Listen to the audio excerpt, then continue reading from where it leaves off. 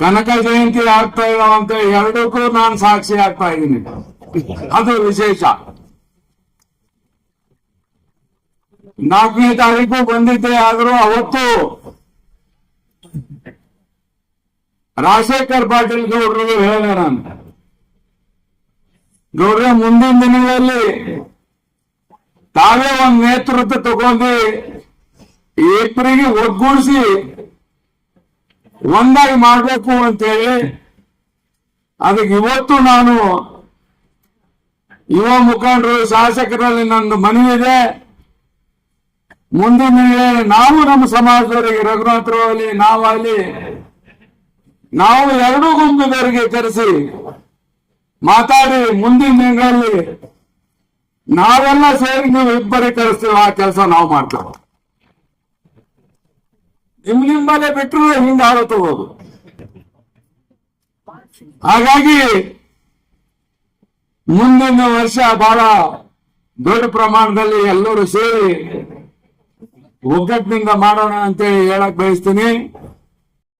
ನಮಗ್ ಪರ್ಯಾಯ ಸ್ವತ್ತು ಕುಟುಂಬ ಅಂತ ಬೇಕಾಗಿದೆ. ನಾವು ಆಲ್ರೆಡಿ ಓನ್ ಸಮಾಜ ಅಂತೇಳಿ ನಾವೆಲ್ಲ ಇಲ್ಲಿ ಏನಾದಲ್ಲ ಸವಲತ್ತುಗಳೆಲ್ಲ ತಗೋತಾ ಇದ್ವಿ. ಹಾಗಾಗಿ ಇವತ್ತು ಮುಂದಿನ ದಿನಗಳಲ್ಲಿ ಇವತ್ತು ರಘುನಾಥರ ಮಲ್ಕಾಪುರ ಇರ್ಬೋದು, ನಾವಿರ್ಬೋದು, ನಮ್ಮ ಸಮಾಜದ ಹಲವಾರು ಮುಖಂಡರು ಎಲ್ಲ ಸೇರಿ ಈ ಒಂದು 3-4 ವರ್ಷದಲ್ಲಿ ದಿಲ್ಲಿಗೆ ಕಮ್ಸೆ ಕಮ್ ಒಂದು 10 ಬಾರಿ ಹೋಗಿ ಬಂದಿದ್ದು. 10 ಬಾರಿ. ಮತ್ತೆ ನಮಗೆ ವಿಶ್ವಾಸ ಇದೆ,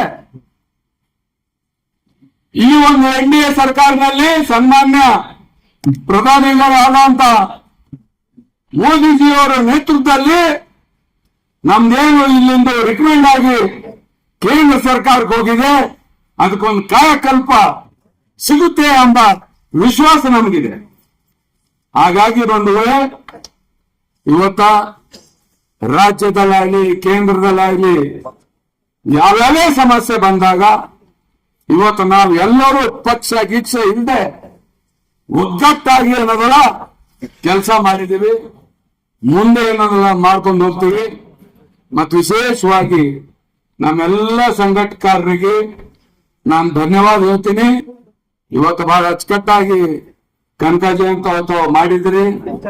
ಮುಂದಿನ ನಾವೆಲ್ಲರೂ ಸೇರಿ ಒಂದಾಗಿ ಇಬ್ರು ಗೌಡ್ರಿಗೆ ಕರೆಸಿ ಮತ್ತು ಜೋರಾಗಿ ಮಾಡೋಣ ಅಂತ ಹೇಳಿ ಇವತ್ತು 2 ಮಾತು ಮುಗಿಸ್ತೀನಿ. ನಮಸ್ಕಾರ.